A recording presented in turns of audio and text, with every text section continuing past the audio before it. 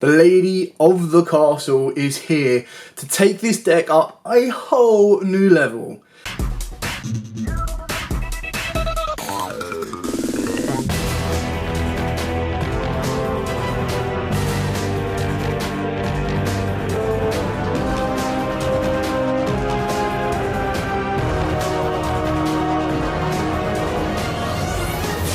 What's up YouTube, Dal here from Zephyr War Games, and today I am bringing you an update to Labyrinth. This deck got a massive boost thanks to the Lady of the Silver Castle that came out in Darkwing Blast. This is a boss monster, it is a searcher for any normal trap card, and it is very easily summoned. It definitely takes this deck up a whole new level, and I'm going to dive headfirst into this build to show you a different variation from some you may have seen online. With all of that out of the way, please smash that like button, hit that notification bell and subscribe so you don't miss out on any more upcoming content. So, starting off, I am currently playing 3 of the Lady of the Silver Castle. Now, people might be playing this at 2, it is entirely down to personal preference. I just feel that in this particular build, I want the ability to summon this card out both going first and second, and I'll show you a card that we use in order to do that a little bit later on. Now, what makes this card so good is while you control a set card, your opponent cannot target this card with effects. Also, it cannot be destroyed by your opponent's card effects. You can only use each of the following effects once per turn. If a Labyrinth card or effect or a normal trap card was activated this turn, except herself, you get a quick effect to special on this card from the hand in defense position. 2900 booty, pretty darn good. When a normal trap card is activated, quick effect, you can set one normal trap with a different name directly from your deck. So you get access to any trap in your deck. She will trigger if a normal trap card was activated this turn. So even if your opponent activates a normal trap card, let's say they imperm one of your monsters, you can still special summon her down for free. She is crazy powerful, and I really like the way she works.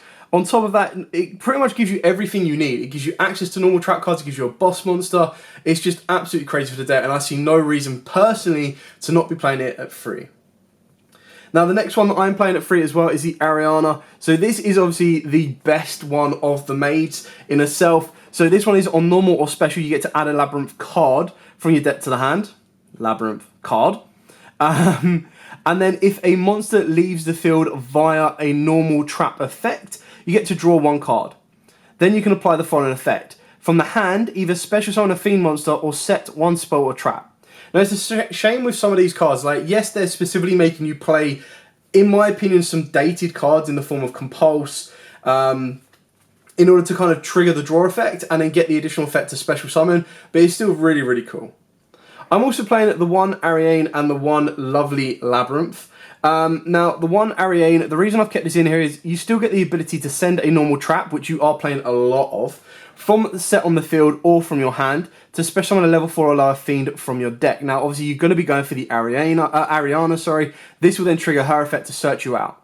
It then unlocks the ability of an instant rank 4. She still has the exact same effect that if another monster leaves the field via a normal trap effect, you get to draw 1 card, and then you get to special 1 fiend or set 1 spell of trap from your hand as well. The reason we've got the one Lady Labyrinth is this one lets you recycle your traps from the graveyard, so it kind of combos off with sending with this one as well. So your opponent cannot activate monster effects in response to the activation of your normal trap cards, which is really important, meaning that, for example, if you activate Compulse, they can't negate it with a Toad, which is really cool. And you can only use each of the following effects once per turn. You get to target a normal trap in your graveyard and set it to your field, but it cannot be activated unless you control a fiend monster, which, you know, the majority of your monsters are going to be fiends anyway. And then if another monster leaves the field by a normal trap effect, except during a damage check, you get to non-target, destroy 1 card in your opponent's hand at random or on their field. So it's spot removal. It's not as big of a defender as the Lady of the Castle, but she's still incredibly good to be used, which is why you want to be running it at 1. Now, these ones are a bit more controversial. I'm not too sure how I feel. Like, I still really like the Cuckoo Clock, which is why I'm playing 1 of it. I've got the 1 stove and I've got the 1 chandelier. Now, a lot of people are playing 2 and 2, which is completely fine. I'm still working around ratios because I wanted to fit in Lord of the Heavenly Prison, and I'll explain that in a minute. Cuckoo Clock is actually a heck of a lot more better now because of the Lady of the Castle. So this one has a quick effect to discard this card, and in this turn you get to activate a normal trap card that was set this turn if you control a Labyrinth monster. If a card or cards is sent from the hand to the from your hand specifically to the graveyard to activate your normal trap effect, and we are playing more trap cards like that in order to use this. You get to add this card back from the graveyard to the hand. So you can loop it around or special summon it. Now, you're probably going to be looping it around more times than not.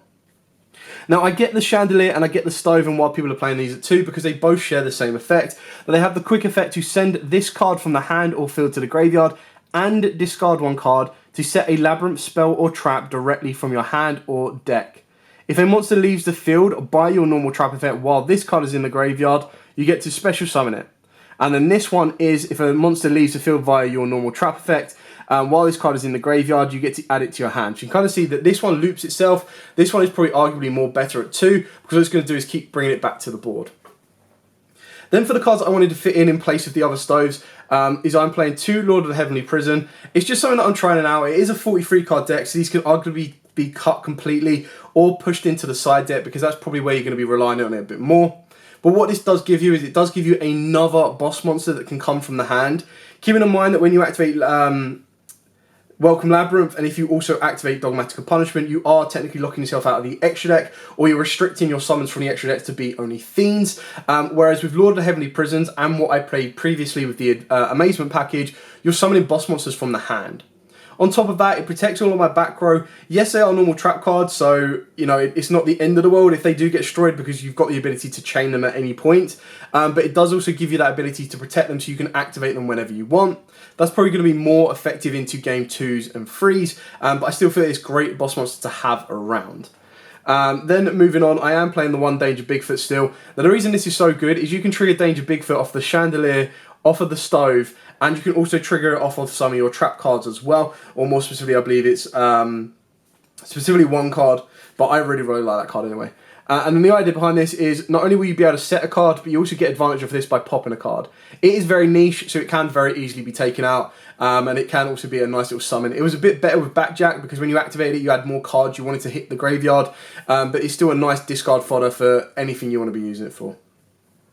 For the hand traps, we are playing triple Ash Blossom and we are playing double Infinite Impermanence.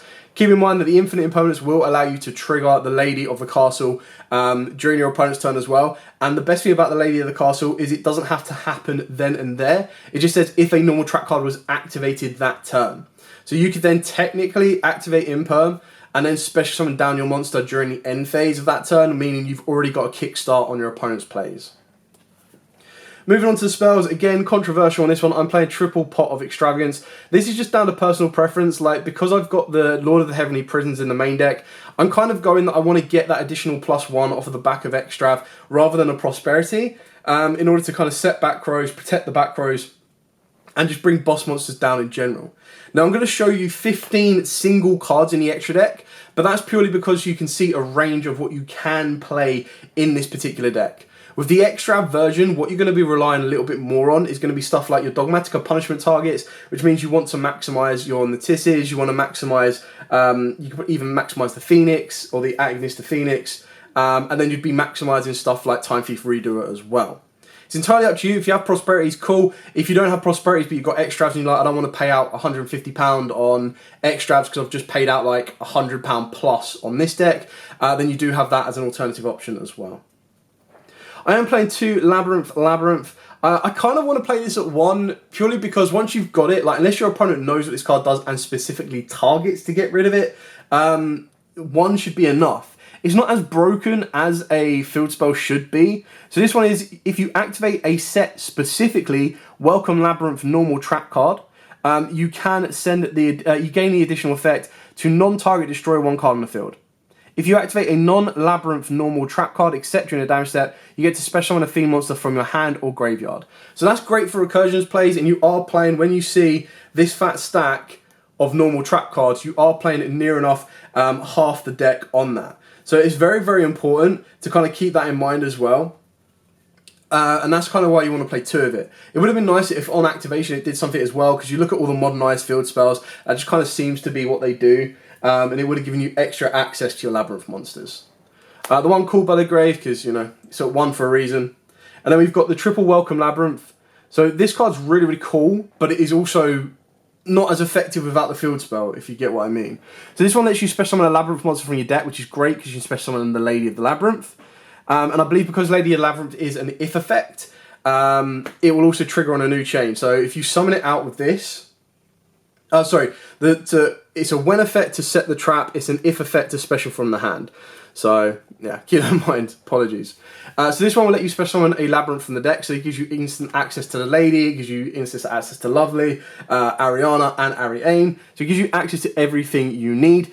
However, you cannot special summon monsters from the extra deck or the deck directly except Fiend monsters. If a monster leaves the field by your normal trap effect while this card is in the graveyard, except the turn it was sent there, you get to set it on your field. So it's got nice recursion. The issue is, again, a monster needs to leave the field via a normal trap effect, so it's very specific and limits the type of traps you can play, and then it has to be done the turn it's not sent to the graveyard. So there's a couple of little hoops to go around.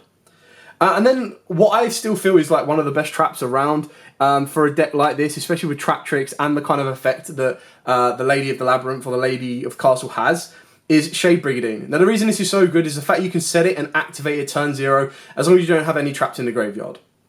Now if you do have traps in the graveyard, this is where it becomes effective to activate a normal trap card to trigger the Lady Labyrinth. It's also very good in order to ditch these with the form of Ariane, and it's also very good to be able to discard it as additional fodder. But the idea is if you open up this and a route to the Lady Labyrinth or Lady Castle, you're then able to activate this and then go from there. So it's very, very important and very, very powerful. I'm going to save the new cards for last because I think the new cards are really something that you guys need to be picking up and they are incredibly cheap. So we are playing 2 Ghastly Glitch, 2 Compulse, and 2 Karma Card. Now Karma Card is just personal preference, you don't have to play it, but the reason I quite like it is you discard a card to target a face-up monster your opponent controls and banish that target, then banish all cards with the same name as that monster from your opponent's graveyard. Now obviously the graveyard thing is an additional bonus, but what it does allow you to do is it allows you to discard a card which can trigger some of your other effects as well, ideally looking at Bigfoot. But then it also banishes it, it removes it from the field, meaning it triggers all of your other cards as well, and it basically gets rid of their resource. Like, if your opponent wants their card to go to the graveyard, you banish it, that's it, game over. That's why Compulse is so good when you're looking at the tier matchup, and the Ghastly Glitch is the less effective of it, because it's if you control a fiend monster, you target a card on the field, destroy it, and then send a fiend monster from your deck to the graveyard. So the Ghastly Glitch, in my opinion, is the least effective because it will trigger the tier effects. We're not playing Backjack, which is something I might consider to put back in after a bit more testing. So again, this has another step back of effectiveness, but just being able to kind of fill up the graveyard of a fiend you might need to revive or bring back later on, and then pop a card is also important. It's a shame that it's not a Labyrinth card, but it's also okay that it's not a Labyrinth card because it will trigger the field spell as well. So swings and roundabouts on that. The final older card we are playing is the Dogmatic Punishment. Obviously, it will make your opponent monster, or it will make an opponent's monster leave the field via a normal trap effect, which is great. You don't really worry too much about your extra deck because you are going to make, or you already play a lot of main deck boss monsters. You've got 3 Lady of the Castle, 1 Lovely, and then 2 of the completely forgotten his name, the Sky Prison. And then off the back of that as well, you've also got your Amazements if you wanted to swap them in. And the reason the Amazements are so good is they're just boss monster, or technically you only play the Arlecchino, because it gives you a boss monster that can book a moon, bounce a card, or banish a card, which is really cool. And then the 2 new cards that we are playing. I love these cards so much. Destructive Druma Karma Cannon. Well, that's a mouthful. Change as many monsters on the field as possible to face-down defense position. Then, if either player controls a face-up monster or monsters, they must send all face-up monsters they control to the graveyard. The reason this is so good is it lets the deck deal with towers. Towers is one thing this deck will struggle with, and off the back of that as well, it can reset some of your effects. It's not the most staple card. If you really, really wanted to, and you're like, I want to play a 40-card deck, you can take these 2 out, and you can put any of these up to 3 if you want to. And then the final card that I think a lot of people are sleeping on because they're not actually reading it is the Simyu Archfiends. Now this card's actually crazy. It's like a Spellbound / D-Barrier with a next level. So this turn, neither player can special summon monsters with the same card types. Ritual, Fusion, Synchro, XYZ or Link, they already control. If you do not control 2 or more of the same card type, which you very rarely will either do, all Ritual, Fusion, Synchro, XYZ and Link monsters you currently control gain 500 attack. So obviously if I was to put a Link monster on the board, I will gain attack. If I was to put an XYZ on the board, I would gain additional attack off the back of that. But what makes this card so important is it's very rare that your opponent goes straight into a boss monster link monster or a boss synchro, a boss XYZ, a boss fusion. Like you look at tier elements, the first one they're going to be going into is going to be Collider, Kit Kalos, and then if you flip this on them, there's no Collider Heart, there's no none of the new one as well. You look at sprites as well. If you hit them on an early Link monster, or if they go into Gigantic, you can stop them making their plays from that point on. Yes, it is a little bit more restrictive, but it does give them that ability that once they've got a weaker Link on the board, or if they've had to go out of their way to make a Link, you can really, really slow them down and control the board from there. It basically means that each player will only be able to commit one summon of a particular type, and once they put that weakness on the board, you hit them, that's it, no more. So it's a cool little tech card. It's not a card that needs to be in the main deck. It is something that can be taken out, but it's just something that I'm making you guys aware of. That is a super rare in Darkwind Blast that a lot of people aren't even considering. And it's definitely something to look into. So depending on how the format shifts and how the format changes up, this might be a lot better against certain decks as well. Like you look at the Kasatri La deck as well, and when that, or the Castrio deck, when that becomes like full power in January, as soon as they put an XYZ on the board, like even at the moment, they can only put one XYZ on the board. If you then get to flip that against them, they're not going to be able to branch off of their XYZ, which can be very, very damaging if they're locked under a Darkest Diablos or something like that. Moving on to the extra deck, we'll start off with the XYZs. Now again, I'm just going to show you 15 individual cards, but which doesn't reflect the way they should be in this particular deck because of Extrav, but I'll explain them as we go. So you play a lot of XYZ, so you can get away with the Divine Arsenal Zeus. And the XYZs that you can play are Baguska as a Fiend control, keeping in mind that you lock yourself into Fiends at a certain point. So you do need to be able to make your extra deck more prominent to Fiends than anything else. I still love the DD engine. I wouldn't run it in the Extrav version, but I just love the idea of being able to go into Wave King, into Marksman, and then into Divine Mech. And then by the time you've made it into Divine Mech, you've got the ability to steal 2 materials. And worst case scenario, you attack with this and then just go Fat Zeus on top, and Zeus will have double materials. The other Fiends that we play as well are the one Exciton and the one Evil Swarm Nightmare. Now these can be cut because again it comes down to your build. With Extrav, you'd probably be taking these 5 out, you'd probably even take out Zeus, you'd probably bump up Baguska because it is a very control orientated option, and then you'd bump up, in my opinion, your Time Thief Redoer as well. So you can kind of see the type of options you've got and kind of go from there. So you've also got Abyss Dweller, and then you've got Cowboy for those times when you need to go for game. Like let's say you're going into game 3, there's like a minute left on the clock, you've been able to resolve your Ariana into Ariane or vice versa. You then overlay the 2 of those, go into Cowboy, burn for 800, set your trap cards, pass, control the game state from that point on.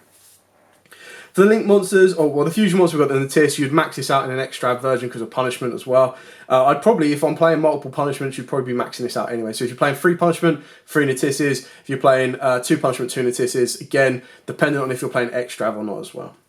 And then for the Link monsters, we've got the one Dark Charmer. So obviously, this is just for those ones that it gives you a very easy Link climb, because as long as you're not locked into Fiends, you'd go the Dark Charmer into Nightmare Unicorn, and then you could go into Access Code, or if you are locked into Fiends, you've got a route to go straight into this, into Abomination.